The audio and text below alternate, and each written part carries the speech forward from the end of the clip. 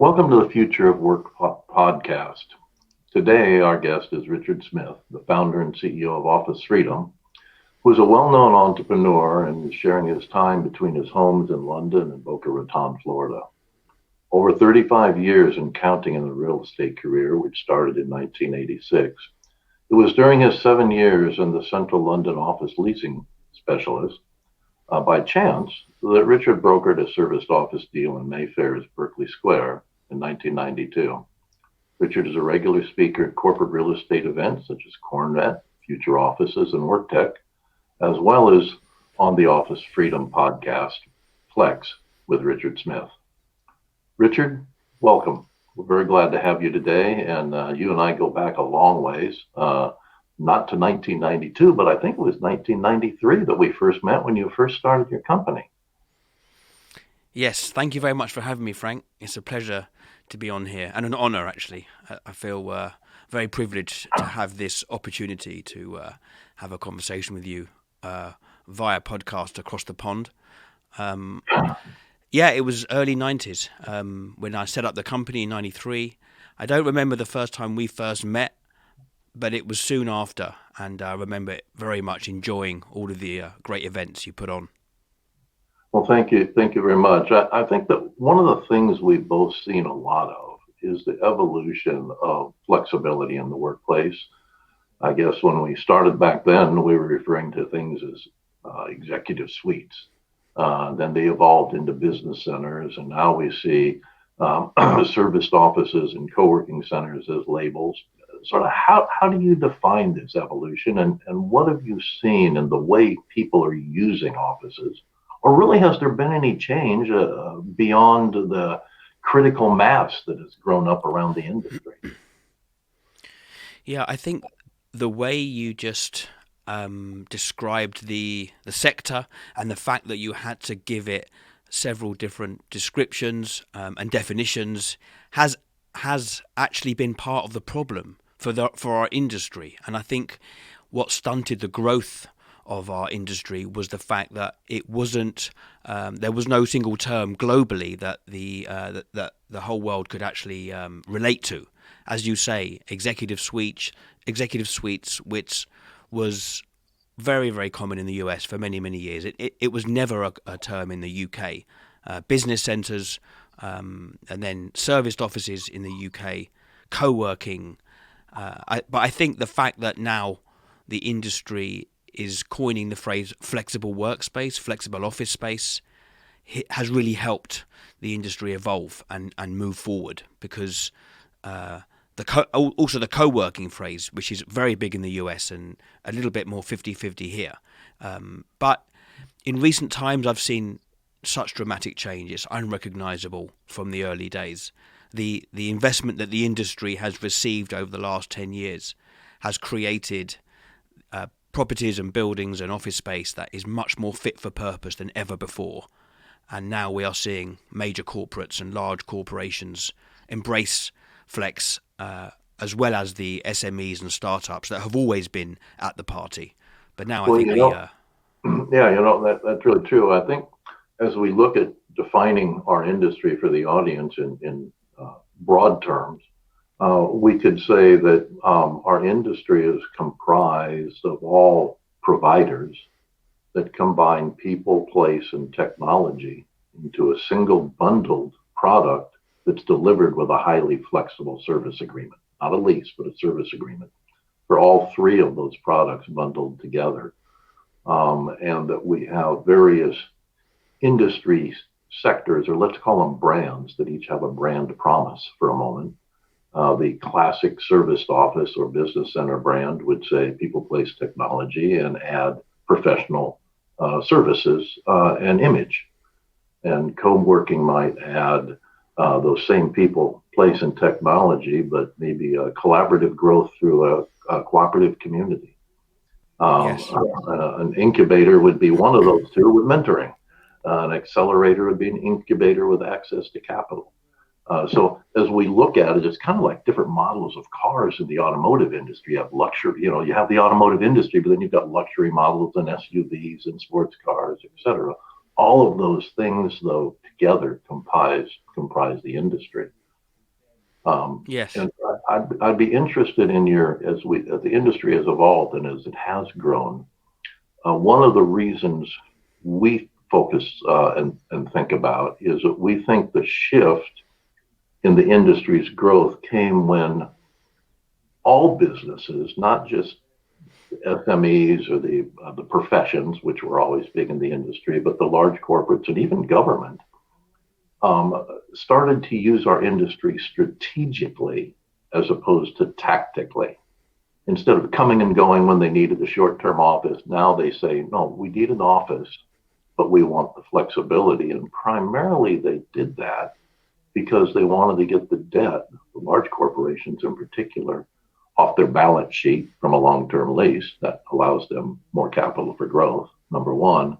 Number two, they found that they couldn't hire staff, they couldn't hire talent unless they had a flexible workplace plan of some sort, which requires our industry. So what's your thought on how we weave all that together? Well, I think when you started off that question, you mentioned brand. Branding was a huge problem and one of the areas that set us back as a sector Mm-hmm. because there was names of operators all over the suites, the spaces, and it was something that was off-putting because it meant that companies didn't feel independent. They felt that they were like hiring something temporary in someone else's space or someone else's building, and Correct. that was one of the areas that held the sector held its hands up and said, look, we realize that we're not the perfect solution yet and we're going to work on some of those issues.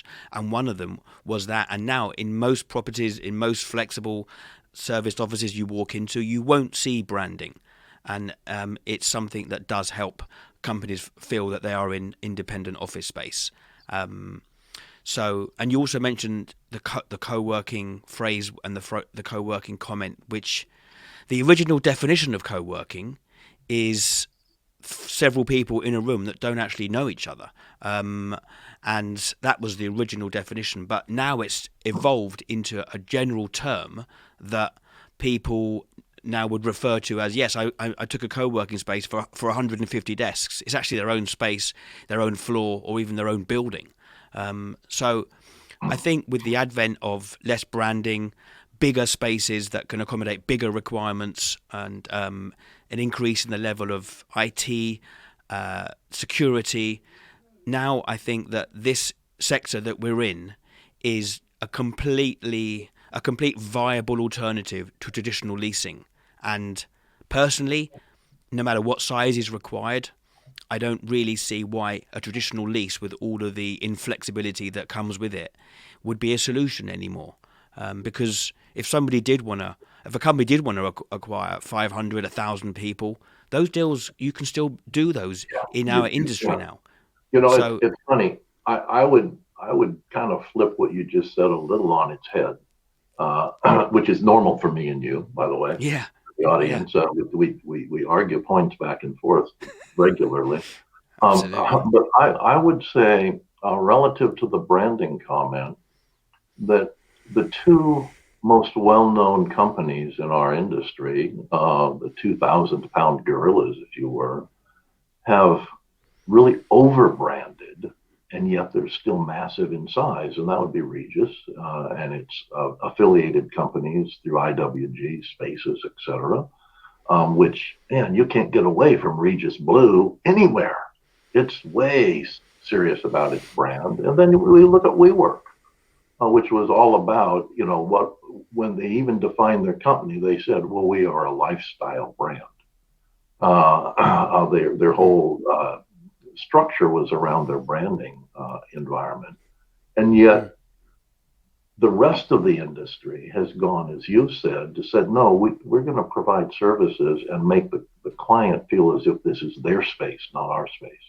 So it's an interesting, the two largest Mm. companies, or the most well known, Yeah, fall into that heavily branded category, which has helped their growth. And yeah. the others are more client sensitive than brand sensitive. It's true. that you say. I mean, as you know, we both do. We attend many conferences, corporate real estate events, and when I'm speaking to most end users, most large corporations, the two companies that most of them have ever heard of are Regis, Yeah, IWG, and WeWork. yeah, But the reality is that there's probably 1,000 providers of flex space globally in probably 25,000 locations, and that is the beauty of the sector, the diversity of the sector, yeah, the diversity of the offering. yeah. And really, one of the things that we pride ourselves on is letting the end user, the clients, know what's out there in any given marketplace. Because whilst WeWork and IWG are on our radar, obviously, there are also many providers that also need to be, educated to the end users. And yeah, although I do think Regis, to be fair to them, have actually dropped back on the branding quite a lot, compared to maybe 10, 15 years ago, 5, 10, 15 Well, years ago. I think that's right. Now, I would probably uh, say that one of the reasons that they've done that is they switched from Regis only to International Workplace Group (IWG), and Yeah. that is now a multi-brand company, with the second primary brand being Spaces. So that makes a lot of sense strategically I don't think they overall. did that, Frank. I don't think they did that because of that. I think they did that because they listened, and they realised that people didn't want to see branding everywhere. Although you are right, WeWork have bucked that trend, and they are quite, they're quite. It's obviously a WeWork building when you walk into the building. Oh yeah, Once you're actually in the WeWork building, it's not as in your face in terms of the branding, but outside, 100%. But look, it's horses for courses. People like a yep. whole different variety of things and choices in life, and our industry is no different. No, I agree. I liked what you were saying about the definition of co-working and the evolution overall of space. And we would say individuals co-work, companies need privacy. So if you and I were to go into a co-working center and you're a broker and I'm a developer, we might co-work together and create a project. But as soon as we create that project and have an Mm. operating company and hire employees, et cetera, we start to need privacy. And I think the industry, the classic open space co-working model, that part of the industry has evolved as their clients, companies and needs have evolved to where you see new co-working spaces being built 50-50 or 60-40 with private space as opposed to open public space. They still have the open public space, and that's needed, of course, big part of Yeah, the model. But more and more private space so that the companies can grow within the projects as yeah. opposed to incubate in the projects and then move out to another type of space. Yes, I think what you're raising here is another very interesting topic about privacy. I think in the US, in North America, much more than in the UK, there's a big problem with the word shared space. I hear it a lot, and Yeah, there is a misconception that that clients think that they are just sharing space. They're not. That the space that in the world that we're in, it's private. Most of it. That I don't really do like single co-working or co-working deals whereby clients are like sharing space with strangers. I know that market exists, but it's not something that we personally do much of. But this phrase shared space is a massive problem for our industry, Frank, and we need to do what we can to eliminate that myth, because our business is all about placing companies in private, self-contained space. The only space that's shared in the world where we do business is the communal areas. The communal correct. areas are shared spaces, obviously, and if a company wants to build their own communal areas dedicated, they can, and they'll pay for it, but they can. But the beauty of our industry, and I think what's taken us to the next level, is the fact that we have such incredible communal areas in the buildings, in the flexible workspace industry. Literally thousands of square feet in most of the properties that the clients are not directly paying for, but they can enjoy those amazing facilities and amenities. And this is so important, especially as we come out of COVID and the pandemic, that people will be able to enjoy their office space, but also enjoy the fact that they can step out of their office space into communal breakout areas, gyms. They can ride in and park their bike, and showers and event spaces. All of this like communal space in these buildings is amazing, but not to be confused with the office space, which is private. Yeah, I absolutely agree with that. And it's much like if you were building a quality apartment or condominium complex, you would have a lot of amenities such as a gym, public areas, pools, et cetera, and services that you wouldn't necessarily find accessible if you just had a private home Yes. or renting a private home. And so I think the amenity factor, business amenities in particular, that help the customer succeed in their business. You remember the old adage that has been around for decades and decades, says, well, we'll run your office while you run your business. Yes. And most companies, particularly branch offices of large companies, aren't prepared to run an office. They have a task to do, they have work to Yes. do, but they shouldn't be running an office, and they shouldn't have resources and capital tied up in things that they only use part time. You know, if most companies use their meeting room or their conference room 1 or 2 days a week for about 4 hours at a time, and yet they pay for it 24/7. And in our Exactly. model and the flexible workspace model, that is only pay as you need, and that's much one of the primary benefits of the model overall. How do you think? How do you think our model has stood up during this pandemic period? How do you see us as a solution? And now that we see so many large companies reducing the amount of office space they have when they renew, do you think our industry will actually become the client or partner of choice to the large property companies for what we do overall? Well, I think it's very difficult not to be biased because of the sector that we're in or that I'm in. But I've spent many years in the conventional leasing sector. I still do leasing transactions. I mean, we represent many serviced office co-working companies that ask us to help them expand their Sure. footprint and find them. So I'm still in that world, and I'm well aware of that sector and the benefits.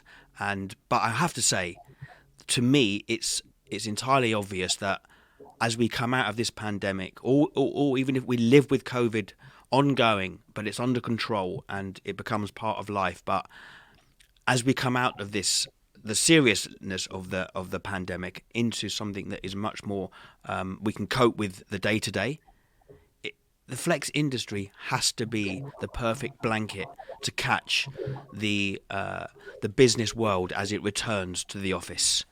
It has to be. It's the amount of agile, flexible, hybrid solutions that you can enjoy in our sector enables companies to come back to the office in a way that it suits them, whether it's coming back 100%, whether it's coming back 50-50, whether it's working locally in suburban offices close to home, or whether it's working in a central business district, whether it's a day office, a meeting room, like 2 or 3 days a week office, or I mean, coming back as I'm coming back in my business, coming back almost back to normal, because that's how my team want to work, and they want to come back and they want to enjoy the benefits of being together. But I think the flexible sector that we're in offers all types and all varieties of officing and a mixture of working remotely or working from the office or in between.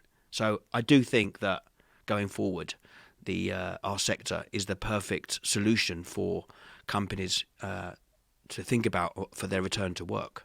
Well, most of the companies that we work with, large companies, tell us, I mean, just everybody from Google on down, tell us that they're going to be renewing their conventional office space.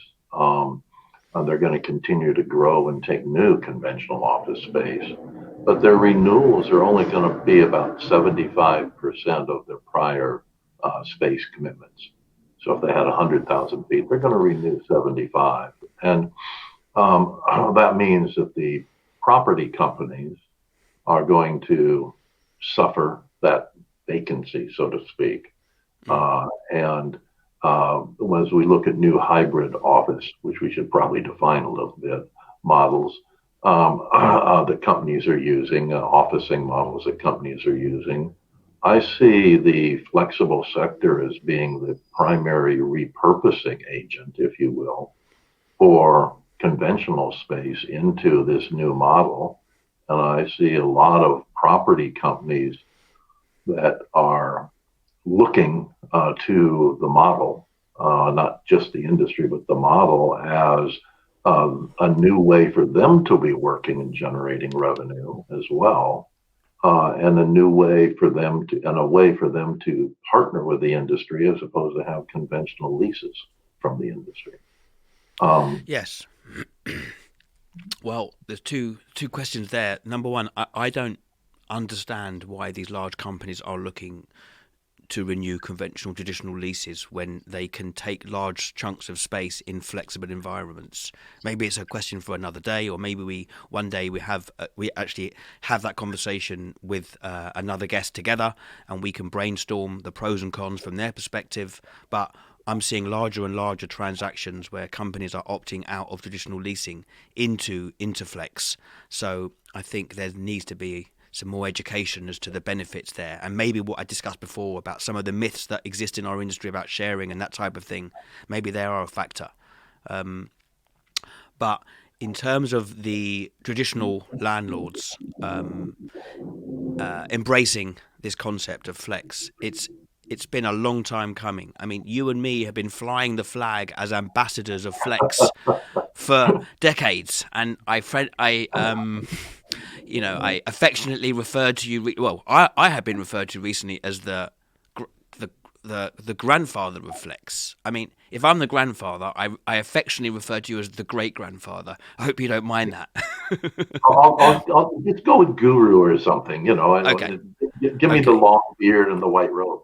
Great GGG, great grandfather guru. We'll stick with that for this session. But look, we've seen it for so long, and how many years have we seen our sector rebuffed by conventional real estate brokers and landlords, and it was quite soul destroying for a long time. But guess what? The penny finally dropped, and not only have conventional real estate brokers all of a sudden embrace flex, mainly because the reality is that their clients no longer want to jump into traditional leases. They want to be considering flex options. So they have to be presenting flex alternative to them as well as leasing alternatives when they have a requirement.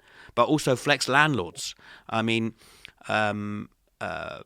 Boston properties in the Causeway in Boston and Tishman Speyer in New York and Chicago. Examples of major real estate companies who have created flex brands, and in the UK you have really incredibly institutional names like British Land with Story, Sure.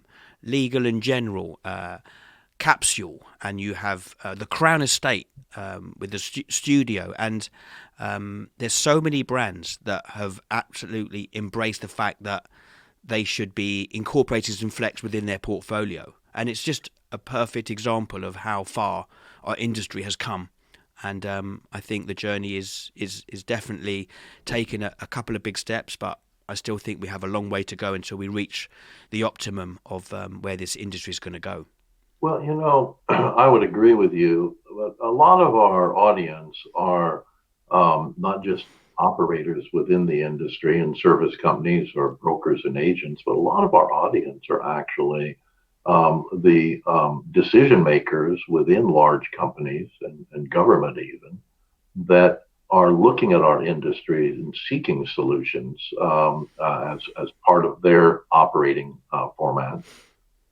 You asked the question, why would anybody even renew at that 75% rate? I think most companies are looking for the mix of stability, knowing what they have. They like to know what they have as opposed to being quite as flexible. So I think that's an evolutionary issue that 25% today, 50% tomorrow. Mm. I think there's an evolutionary issue there.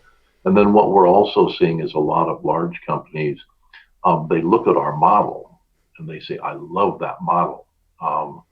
Let's build our own for ourselves.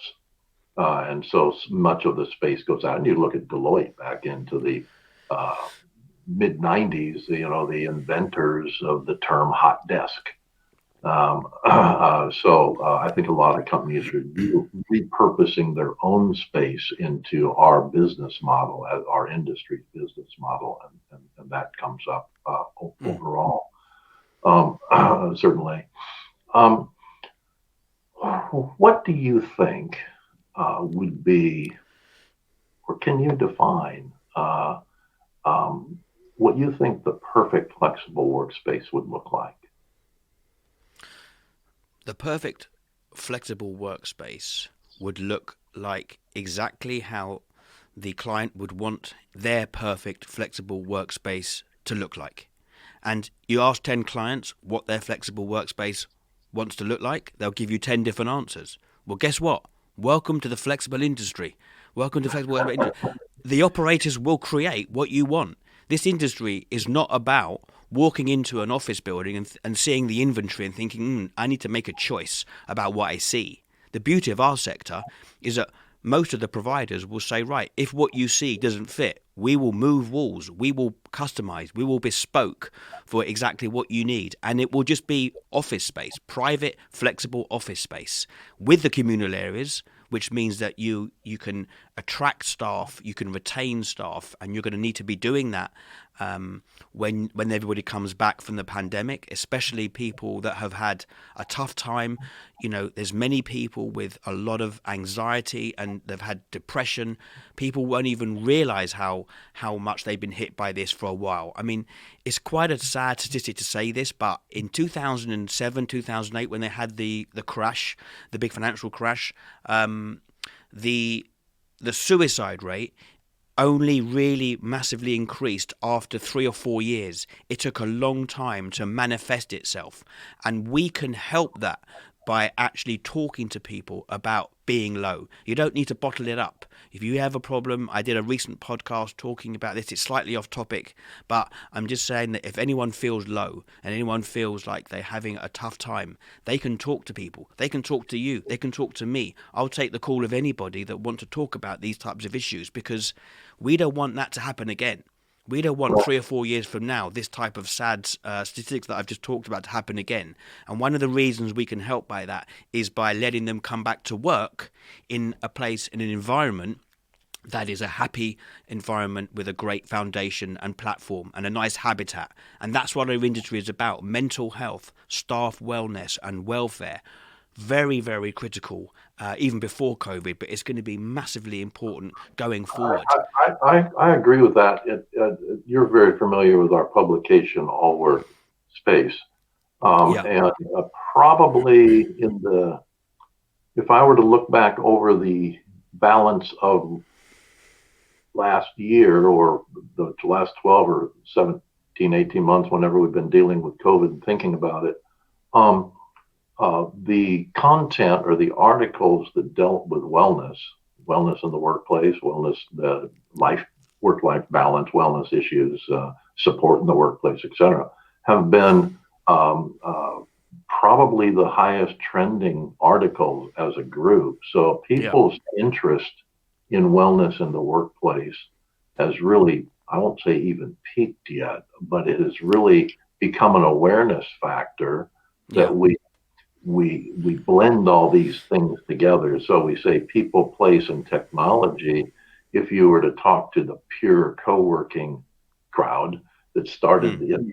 really focused on them, interested, they would say, well, all those things are important, but they should be superseded by community. Absolutely. The And community. community includes all of the support structure that you're talking about through a natural humanistic approach. It's so So important. I think that is a great part of what we're going to see in the future in all officing environment, whether it's corporate or whether it's flexible workspace that's shared Yeah. on an amenity basis. The community is an amenity that comes with our type of space.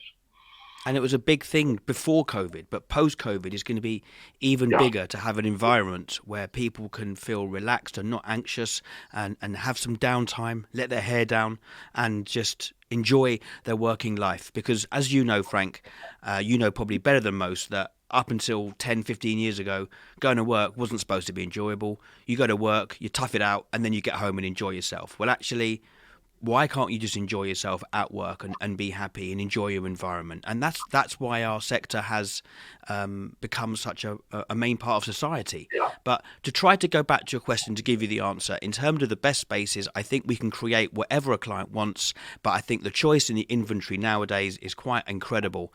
And I do feel quite strongly that even if a client, you mentioned like Google before, would want, say, I don't know, 25,000, 50,000 square feet, if the existing inventory wasn't there today, you and me both know that we could approach any one of many operators and say, right, Google Right. want 50,000 square feet, but they don't want to have the hassle of taking the lease and the fit out and the build out and the IT and the telecoms. You take the lease, Mr. Operator, and do an outsource back-to-back transaction to Google or the end user corporate, which they can do. So therefore, they outsource the fit out, the amortized over the period of time, and a solution is there for any size requirement. That's why I challenge any end user to say, I'm going to jump back into a lease, because Yeah. this industry is not just about the small requirements. I can concur on that. We used to refer to that a decade or two ago as managed workspace.